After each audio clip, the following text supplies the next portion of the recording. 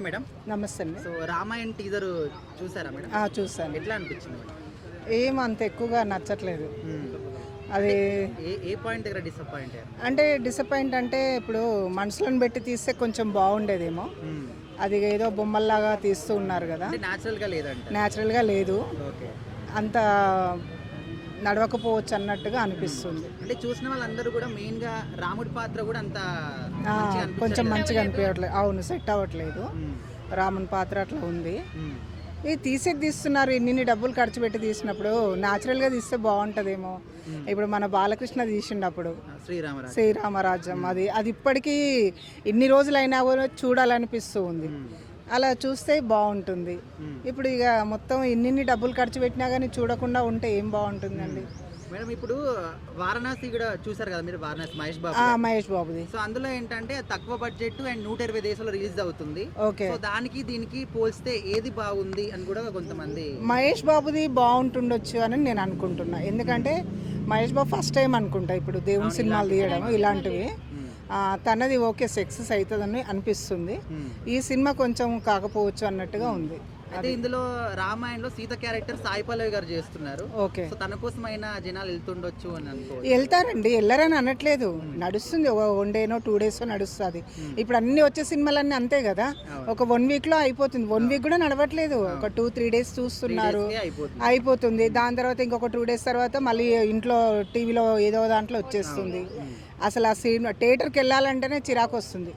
ఈ మధ్యలో ఒక్క సినిమా కూడా అసలు స్టోరీ సినిమా అనేది లేదు అసలు. మొన్న పవన్ కళ్యాణ్ ఒకటి చూసినాం, ఎన్ని రోజులు అయిందో సినిమాకి వెళ్ళాక. అదొక్కటి కొంచెం బాగుంది. ఇక ఈ పెద్ద పెద్ద హీరోలల్లా అని అంటే కొద్దిగా చూడబుద్ధి అవుతుంది, కానీ ఇక మామూలుగా అట్లా తీసినా కూడా అస్సలు ఆ సినిమా థియేటర్లోకి వెళ్ళాలంటే కూడా డబ్బులు వేస్ట్ అనిపిస్తుంది. ఏంటంటే ఒక్కొక్క టికెట్ తీసుకోవాలంటే 500 పడుతుంది.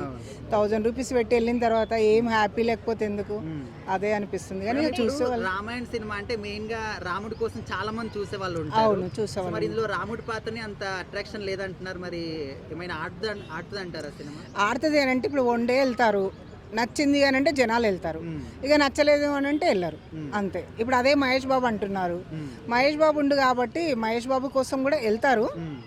కాకపోతే మహేష్ బాబుది నచ్చుతుంది అన్నట్టుగా అనిపిస్తుంది. తను ఉన్నాడు, స్టోరీ బాగుంటేనే కదా. ఇప్పుడు స్టోరీ బాగాలేకపోతే ఎవరు వెళ్ళరు. స్టోరీ బాగుంది అనుకోండి, డబ్బులు పోయినా పర్వాలేదు చూడాలి అని అనుకుంటారు. ఆ స్టోరీ బాగాలేకపోతే ఎందుకు పోయి మేము 1000 రూపీస్ ఎందుకు పెట్టుకోవాలని ఆలోచిస్తారు. ఇద్దరు వెళ్ళారనుకోండి, వాళ్ళకి ఎట్లా 1000, మళ్ళీ అక్కడ అదో ఇదో అంటారు, మళ్ళీ ఎందుకు డబ్బులు వేస్ట్ చేయాలని అనుకుంటారు.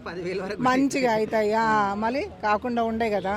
అంటే ఈ సినిమాకి 4000 కోట్లు బడ్జెట్ అనేది ఉంది. మరి టికెట్ రేట్ కూడా అప్పుడు బడ్జెట్ ఎక్కువగానే ఉంటుంది, దానికి తగ్గట్టుగా ఉంటుంది కదా. మళ్ళీ వాళ్ళు ఇప్పుడు అంతంత డబ్బులు పెట్టినప్పుడు టికెట్ రేట్లు పెంచుతారు. ఎట్లా ఇక పెంచుతారు, ఇక వాళ్ళకి వచ్చినా రాకపోయినా నష్టం లేదన్నట్టుగా సినిమా తీస్తారు, అంతే. వచ్చిందంటే లక్కు, ఇక రాకపోతే వాళ్ళే ఇది చేసుకుంటారు. ఏం చేస్తారు అంటే గ్రాఫిక్స్ చాలా వరకు సినిమాల్లో సెట్ అయితే తప్ప సినిమాలు మంచిగా ఉండవు. ఇందులో చూస్తే మాక్సిమం గ్రాఫిక్స్ ఎక్కువ కనిపిస్తుంది కదా. అదే ఎక్కువ కనిపిస్తుంది, కానీ మళ్ళీ అంతకన్నా డబ్బులు ఎందుకు పెట్టిరు వాళ్ళు?